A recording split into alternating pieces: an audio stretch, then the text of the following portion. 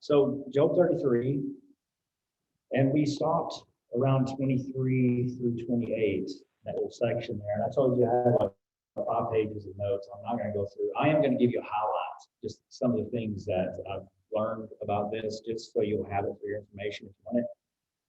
And it gives us some possibilities of what he's talking about here. In verse 23, it says, if there is a messenger for him, a mediator, one among 1,000, to show a man his uprightness, then he is gracious to him and says, deliver him from going down to the pits. I have found a ransom. His flesh shall be young like a child's. He shall return to the days of his youth. He shall pray to God, and he will delight in him.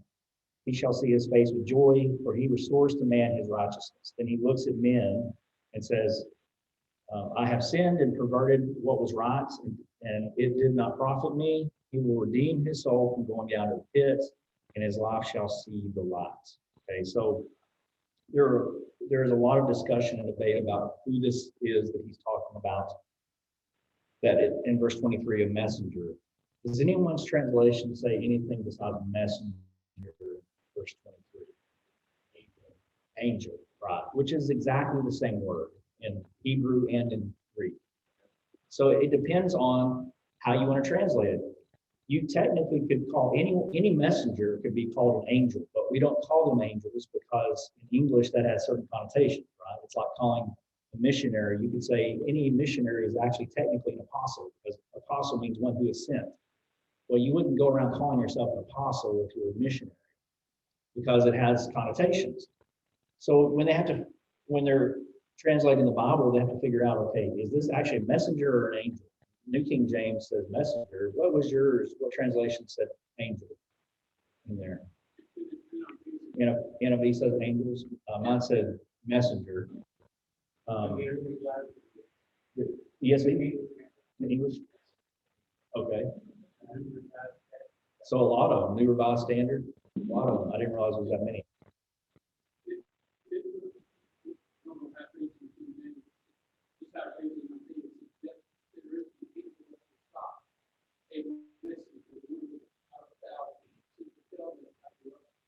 Yeah.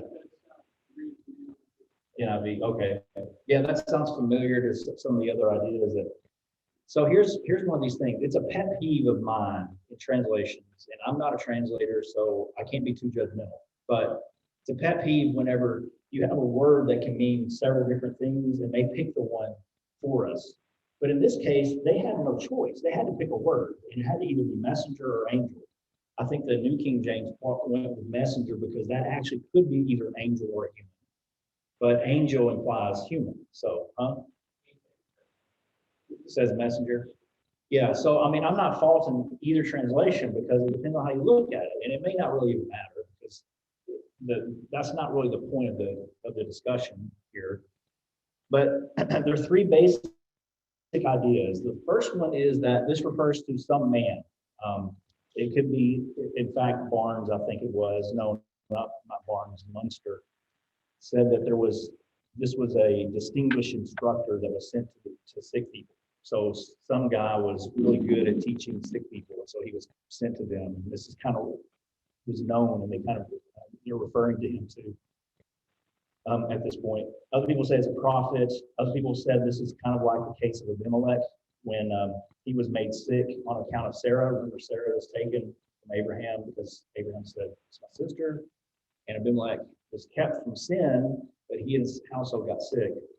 And there was a prophet that came and told him, evidently, this is a reference to that idea that they had. Some people say that this is Elihu himself, talking about himself, who's come to talk to Job as one who is a messenger of God. Could be that. The second idea is that this is talking about an angel, which is NIV. A lot of translations have that. And they're actually the Septuagint, which is also known as the LXX, it's the 70-year translation. Because, well, they call it that because legend has it that they translated it very quickly in 70 days, the Old Testament. And we're not exactly sure about that, but pretty convincing arguments. But this actually, the Septuagint is actually the translation, it's the Greek translation of the Hebrew Bible. And it's the translation, evidently, that Jesus and the apostles grew up knowing and used frequently. And it was a terrible translation as far as translations goes. It wasn't very good. And this is a side note, one of the interesting things about the Septuagint is anytime Paul or Jesus or anyone guided by the Holy Spirit quoted from a passage in the Septuagint that actually was erroneously translated, they would correct the translation when they were quoting it. So they never said anything in error, even though the translation said it. They would just change the translation when they got to the parts that were wrong, which is fascinating to me. That they had to be. There's a level of knowledge there. Of course, the Holy Spirit is involved. I couldn't possibly read through the English translation and correct all the translation errors that are there. Not that there's a huge amount of them, but if I ran across them, for the most part, I wouldn't even know it. Would you? We have no idea. We can look at different translations and say, oh, maybe there's some kind of discrepancy here, but that's the best we can do unless we're, reading it out of the Greek. I remember there's a missionary that was visiting a congregation, and that congregation required that he read only out of the King James. And so he didn't say anything, but he got up there and he had his own Bible, and it wasn't King James. And he preached his lesson, and after he was confronted by one of the elders, said, "We told you to preach out of King James." He said, "I preached out of the Greek. Would that be okay?" And unless you can do that, you can't see the discrepancies, right? There is some value in learning languages. Thankfully, you can still go to heaven and never learn anything about Greek, but it just helps. So anyway, the Septuagint says this is called angels of death. That was kind of a shocking one to me. There's a Chaldean paraphrase that calls it the comforting angel, which is actually the paraclete, which actually is a reference to the Holy Spirit in John chapter 16. So that's an interesting one too. Anyway, there are a lot of hypotheses about that, about angels, because they're called mediators. The third one, and this is a very interesting one, is that he's talking about a prophecy about Jesus. But this is messianic. It refers to the Messiah, because he says, if there's a messenger for him, a mediator, one among 1,000, to show man his God's uprightness. So they say this is talking about Jesus. And I can't dispute that and say it's impossible, but I just wanted you to know some very famous patristic fathers, we're going to say that, and believe this. Augustine was one of them. If you know much about the history of the church after the 1st or 2nd century, Augustine is a prominent leading figure in there. So he saw it at least that way. But yeah.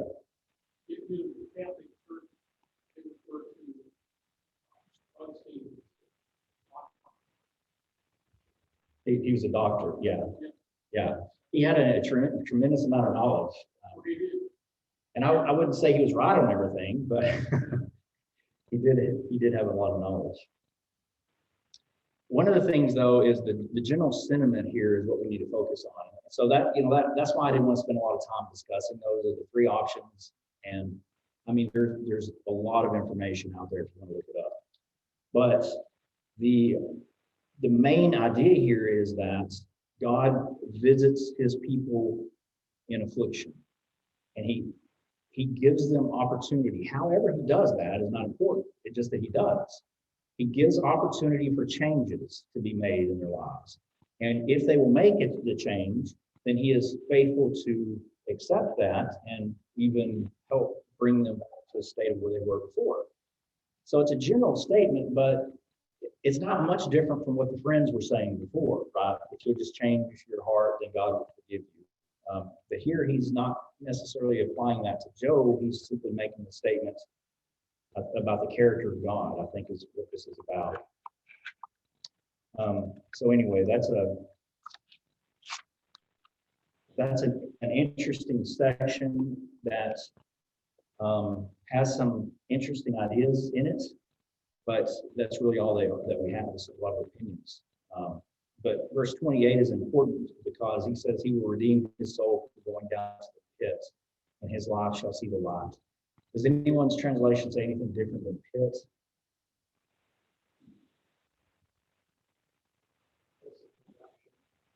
Interesting. What is a pit? It is a place of corruption, but I think when I hear a place of corruption, I think moral corruption. But this is actually physical corruption. Pit is the grave.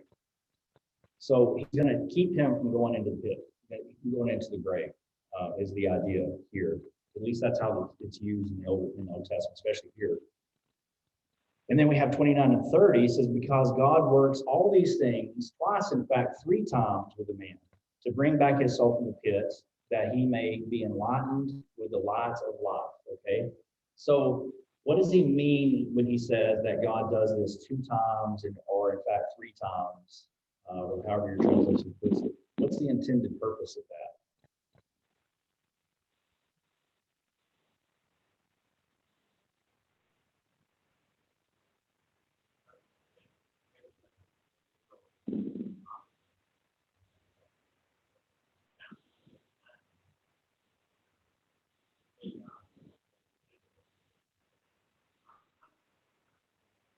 Okay, so if 3 represents Trinity, then that's interesting way to look at it. Yeah.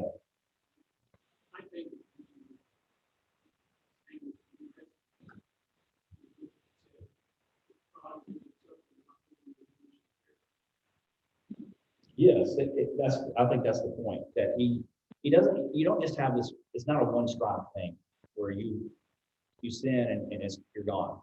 I actually heard a man, okay, I shouldn't say I heard him. I knew a man who heard a man preach this. So he's a good friend of mine. He said, I heard this sermon. Literally, the man said this coming out of his mouth. He said, if you're a Christian and you've done something wrong intentionally, just go home. I'll hope for you. I was like, wow. I know where it's coming from. He was preaching from Hebrews chapter 6 and several other passages about the unforgivable sin and how you. And my first question when he said that was, tell me a sin you didn't do on purpose. I mean, how's that even possible? So anyway, that I'm not sure why I brought that up. Oh, because we're talking about the grace of God, right? That God is graceful, gracious, and merciful to us. In fact, that's the reason. I've been thinking about this for some reason the last few days, that the way we preach or the way we teach, sometimes it's almost like we think if we scare people enough, they're going to change. If we scare them enough, or we show the hardness and the severity of God enough, that people will get scared and they'll change their mind and come back to God. Now that does tend to happen. You know, I told you about the church it's a denominational church that every year for Halloween they have a scare fest, and their intention is to scare you so that you won't go to hell. I mean, that's what they're trying to show you what hell would be like. So they come out, and you come out of this thing, there's actually people there praying with them, asking them to ask Jesus into their hearts so they can be saved, that's their evangelism approach. There's a lot of things wrong with that. But the one I'm focusing on is what's wrong with it is the scare tactics. And one thing that we know about fear is that it's a great motivator for a short time. But today, I even read a thing today, and I don't know if it's true. It was on Facebook, so it has to be true, right? But a man said that there was psychological studies done in the Soviet Union. Now, I don't doubt for a second that the psychological studies happened, but I don't know if the results were the same. But they said that if you'll bombard people with fear, messages of fear for 6 months, then after that, they'll just accept everything that they've been taught about it. It'll become part of their nature, and they'll just start defending it like it's true. It doesn't matter if it's true or not. They'll accept it and believe it. That Paul?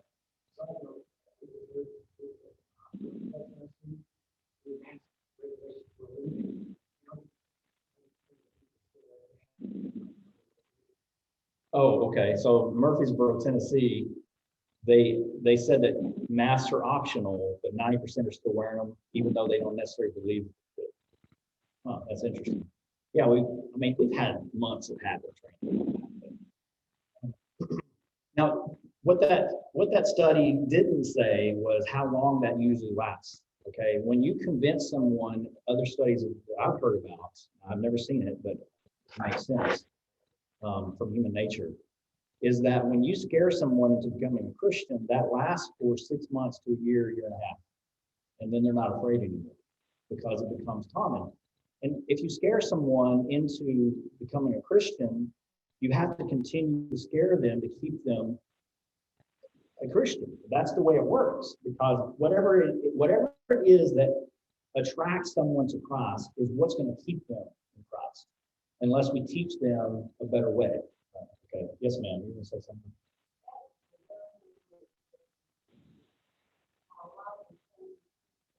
Mm-hmm. Oh yeah, it was very scary. And I'm not sure that it's, I'm not saying that that's completely worthless. It had immediate results. That's why it was commonly done. But long term, I don't think it's a great approach. It didn't with him. It causes people to, after a while, we get tired of being scared, and we just start throwing off shackles and say, I don't care. Whatever happens, happens, because I can't live this way. You can't live your life in fear all the time.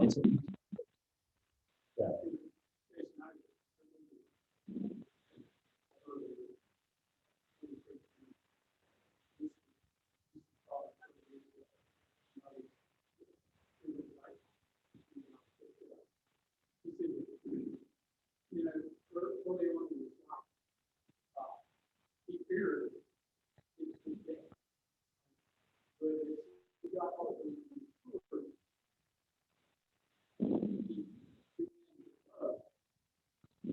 Mhm. Yeah.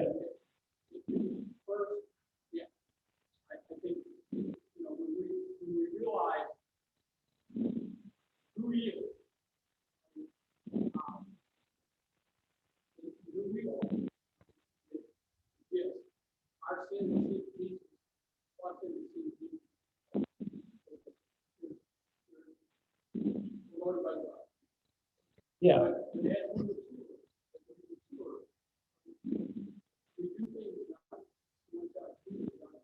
Hmm. That's true. So Joe was saying, to sum it up, that we all are motivated by fear at first, and then we grow into love for God. Hopefully, that's the idea. That's what we want. And so I'm not suggesting that it's wrong to be afraid. I mean, and what you're talking about is a healthy dose of fear. I'm kind of talking the other extreme of let's scare people so that they have. My dad, most of my life, believed that God was out to get him. He was walking a tightrope. He was waiting for the opportunity.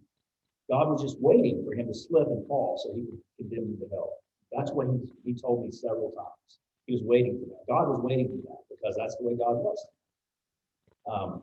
You can imagine how he felt about God. It wasn't pretty. But when we have Romans chapter 2 that teaches us what is it that brings about repentance. Anyone remember? Now, repentance is a change of heart, but what brings it about? Yeah, let me make sure it's Romans chapter 2.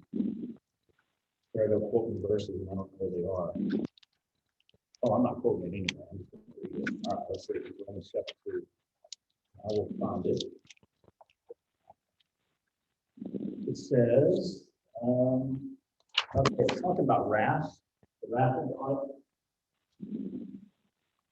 And it still gets further and further away as I get older. Let's see.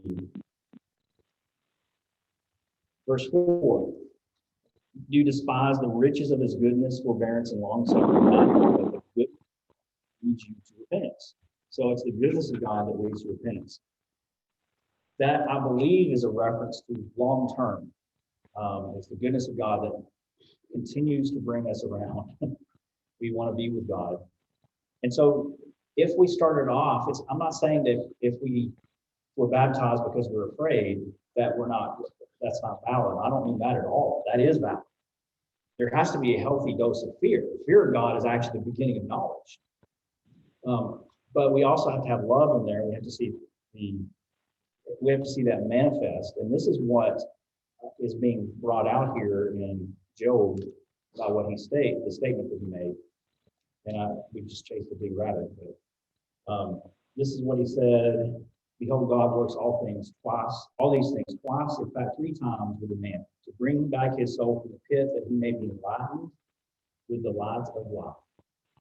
So God's goal is to do good so that that person will learn what life is about, right? So, of course, life is about serving God, loving God, keeping his commandments. That's what the whole duty of man is. And he says this is what God does. He brings people from bad places so that they will learn to love him, which is a great way of looking at it. And he says in verse 31, give ear, Job, listen to me. Hold your peace, and I will speak. If you have anything to say, answer me. Speak, for I desire to justify you. If not, listen to me. Hold your peace, and I will teach you wisdom. This, to me, it's almost like I would get in trouble with my dad, my parents sometimes, and they'd go, at one point, they'd be like, I would try to answer, and they're like, what are you doing talking? You need to be quiet and listen to what I'm saying. And then I'm quiet, so you better answer me. Right? So I didn't know what to do. Well, that's kind of what this is saying here. Answer me. No, be quiet. No, answer me. I guess he's just saying, listen to what I'm telling you, and if you have anything else to say that relates to this, let's have a discussion. Let's talk about it. Although Job really doesn't ever answer him. Okay, so that brings us to the end of the chapter. Any thoughts or questions or comments about that chapter?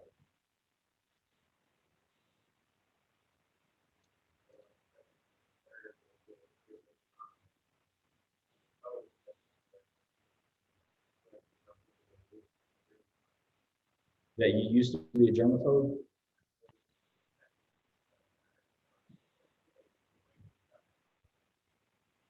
Yeah, so this actually cured you of being a germaphobe. COVID did, huh? Oh, you stopped a long time ago because you realized that you're going to get it either way. If you're going to get it, you're going to get it. Yeah, Carla's a very big germaphobe. She's really big germaphobe. She took microbiology in college and it ruined her. And she says that too. I never take it. So I'm over there licking my fingers and all kinds of stuff, licking doorknobs, and she's all spraying everything down, and we're different people. Yeah. I think everybody. Yeah. Probably good reason. But, I also believe I have an immune system. But that's my opinion. Some people don't believe we have that. How do we get political? All right, chapter 34. Elihu is continuing on. Elihu further answered and said, hear my words, you wise men, give ear to me, you who have knowledge, for the ear tests words, as the palate tastes food. Let us choose justice for ourselves. Let us know among ourselves what is good. So this is an appeal to the friends, the 3 friends, to accept the arguments that were provided and to test Job from the perspective of his claim. So this is the first time that Job has actually given some legitimacy to what he's been saying. It seems like here, Elihu was saying, listen to the words that have been stated and test them like you would test food. See what it's like. And he could be talking about himself, but I think he's probably maybe talking about Job because of the further thing he says. Because in verse 5, he says, for Job has said, right? So that's an indication. Let's listen to what Job had to say.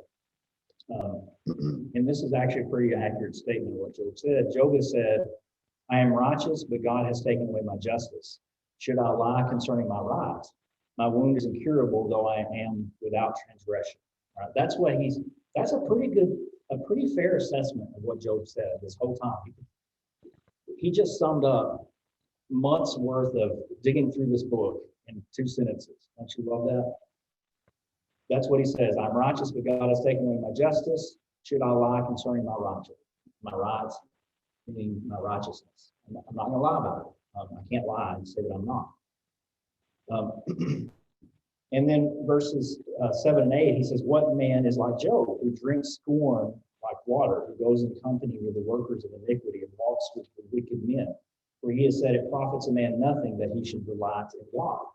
So this is an indication that Elihu maybe thinks that Job was motivated by wickedness because of what he says about him. In fact, he's saying in verse 9, there is no profit in doing what is right. Now, Job did say that, but that didn't mean necessarily that he wanted to go away the way of the wicked. He didn't want to do that either, but he's just saying there's no profit. Now, so we have to ask the question, is it true that in a sense, there is no profit in being a Christian over not being a Christian? Is there any way that that's a true statement?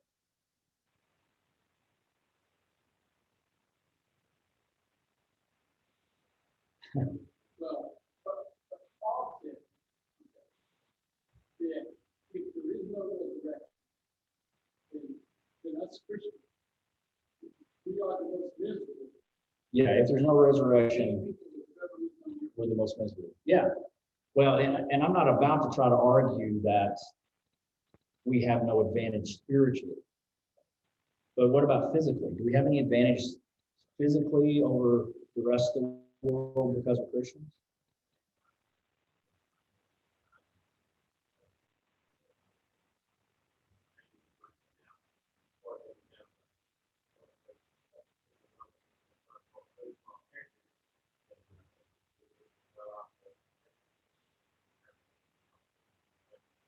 From the perspective of under the sun and Ecclesiastes, that's good. And that meaning the things of the world and how the world operates, we don't have any advantage over anyone else. Now, if we live a righteous life, we tend to have benefits, physical benefits from that. But so does an atheist, right? We don't really have an advantage in that sense. The advantage that we have is that we have somewhere to go after we're dead. That's really the advantage that we have. And we have, of course, spiritual things that we can enjoy right now that they don't have.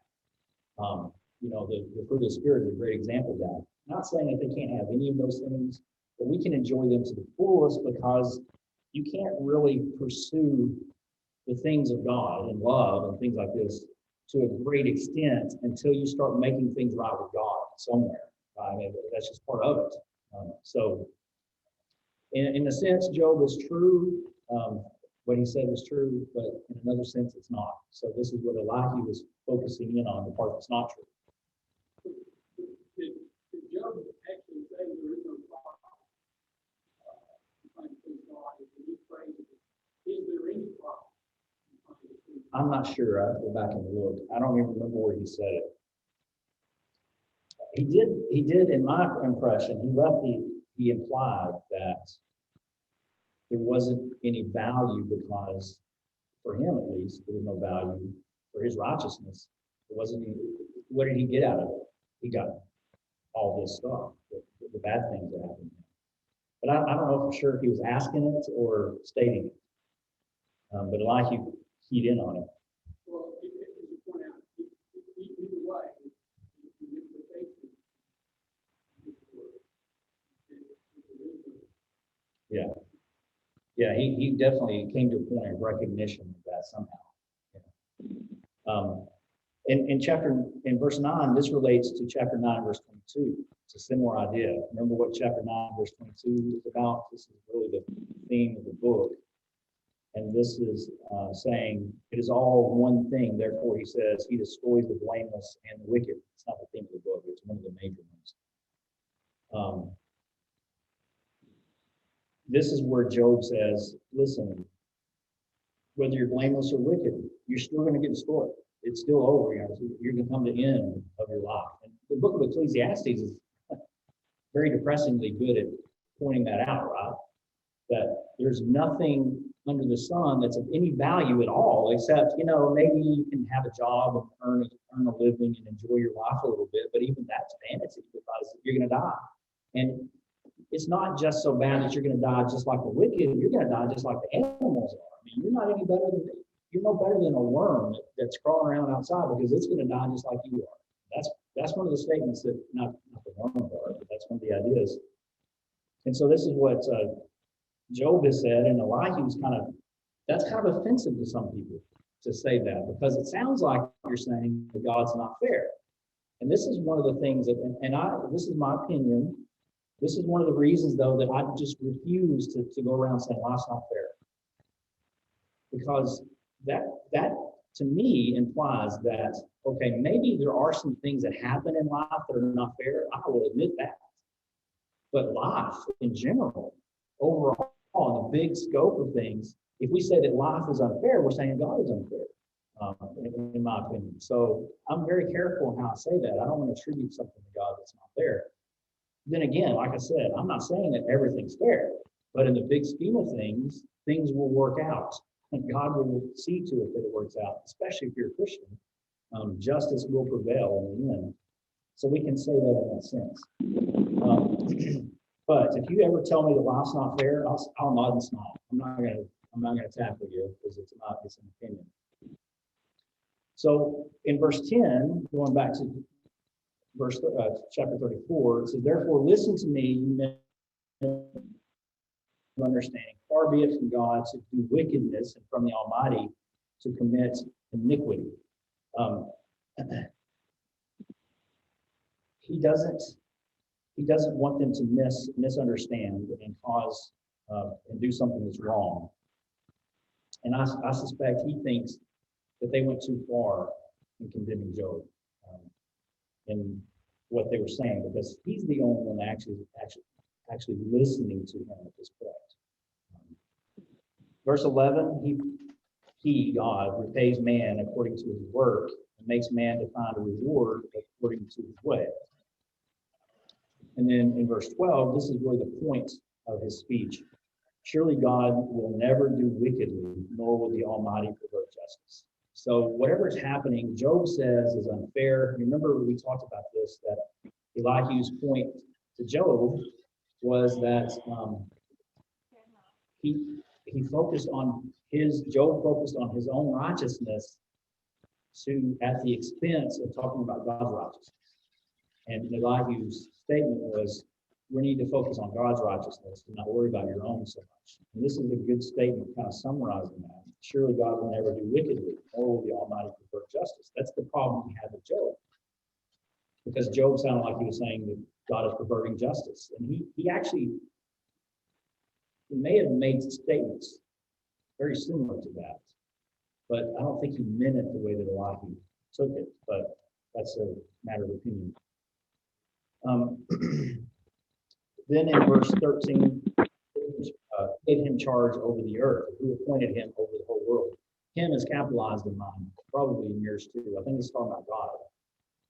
Who is it that gave God dominion and authority over the earth?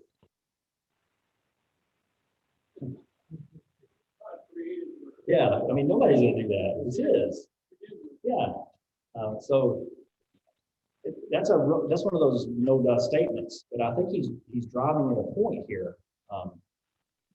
Nobody can put God in subjection. He does what he wants, and he answers to no one. He doesn't have to provide an answer. We can mount up,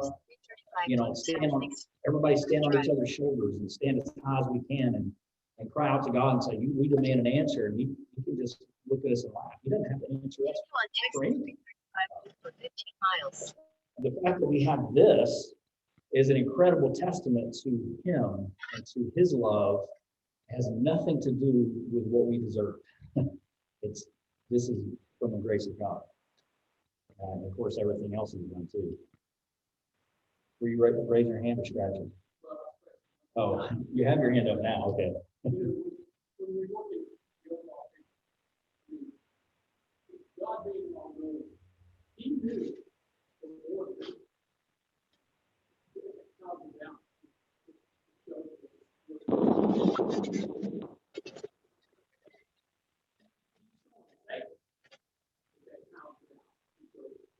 He knows that Job is going to make that.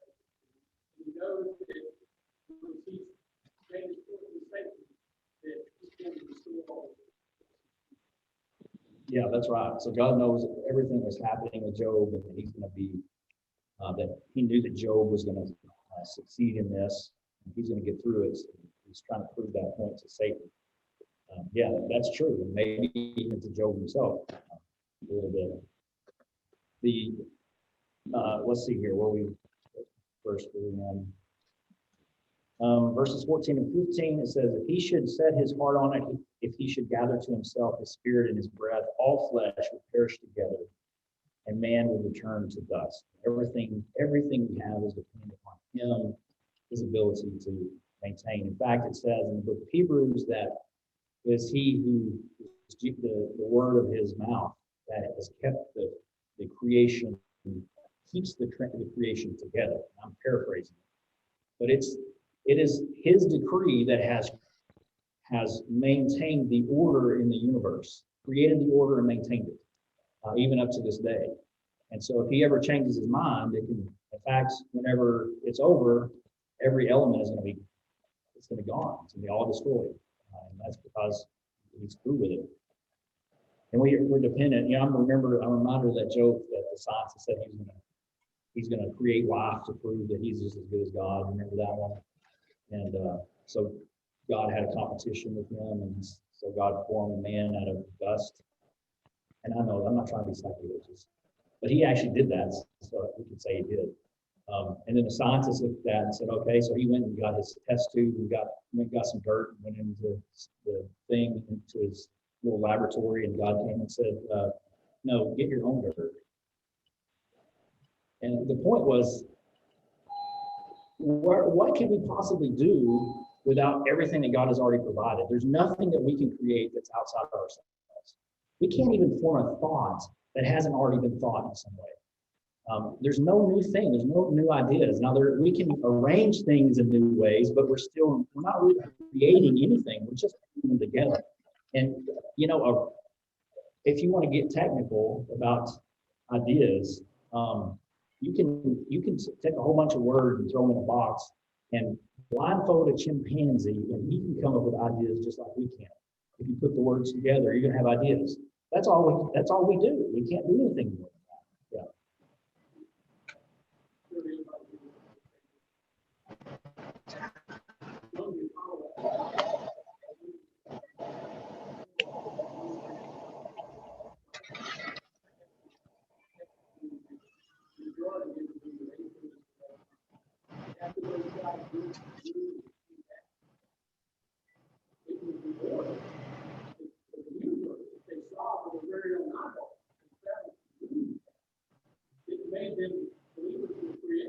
Oh, wow.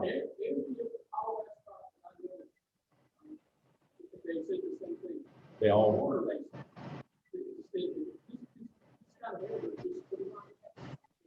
Oh, I didn't know that.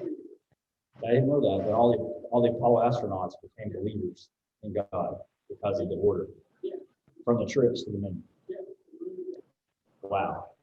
Well, here brings up. We got a few more minutes. So is that the first one? Okay. 16 through 19 is actually a really important idea. I think we should think about. It says, if you have understanding, hear this. Listen to the sound of my words. Should one who hates justice govern? Will you condemn him who is most just? Is it fitting to say to a king, you are worthless, and to nobles, you are wicked? Yet he is not partial to princes, nor does he regard the rich more than the poor, for they are all the work of his hands. Now, what I wanted to bring out here was this maybe it's rhetorical, but we can feel free to discuss it, where he says, should one who hates justice govern? Now, he could be talking about Job, he could be talking about other people, but he's talking about, in the context, he's talking about God. So if in the fact that God is just and righteous, he always does what is right, he never does what is unjust. And then the question comes up, should one who hates justice govern? The question, I would say, should an ungod just reign? Could you imagine if God were not just? What kind of world would we live in? And in fact, it even brings up the question, if a being is unjust, should that being be allowed to reign at all? And I realize that saying that, if God were unjust, there's nothing we could do about it, right? But At the same time, he would not have that place of prominence with moral integrity because he shouldn't be reigning if he's unjust. He shouldn't be God of all if he's unjust. And he can't be God of all if he's unjust. So this is one of those kind of things that atheists have really keyed in on. If you take any of the attributes of God, because God is perfectly eternal in all attributes that he has. There's not one attribute of God that is not eternal. That's the fundamental understanding of who God is. If you can take one attribute and prove that it's not eternal, that there's a flaw in it somewhere, he's not God anymore. So this is what atheists do. They sit around and think about all kinds of ways to think about how they can prove that God is not eternal in one aspect. And usually they're trying to attack his love of all things. They're trying to attack his love, and they say because of all the violence, all the wickedness we see in the world. I keep putting my hand in front of the screen. Sorry. All the wickedness we see in the world, then that means that God isn't loving, so therefore he's not God. And in the other side of that coin, he's kind of saying the same thing, that if God was not just, should he even reign with him? And so we shouldn't be looking at God, and we wouldn't do this, but it seems like they were looking at God and saying, hey, it's okay if he's unjust. He's still God. That's just not the truth. God is always perfect in every way. So that's how he can stand and judge the rich and powerful. Even though he has all the power, he can still justly condemn people who have power because if they do anything wrong, because he has a moral integrity. So I think one of the questions we might ask is, why is he telling this to Job's friends and not to Job? But I think he's addressing an attitude problem that they had as well in this discussion. Okay, we're going to have to close it there. Anybody have any comments or questions? All right, thank you very much. We'll start there next week.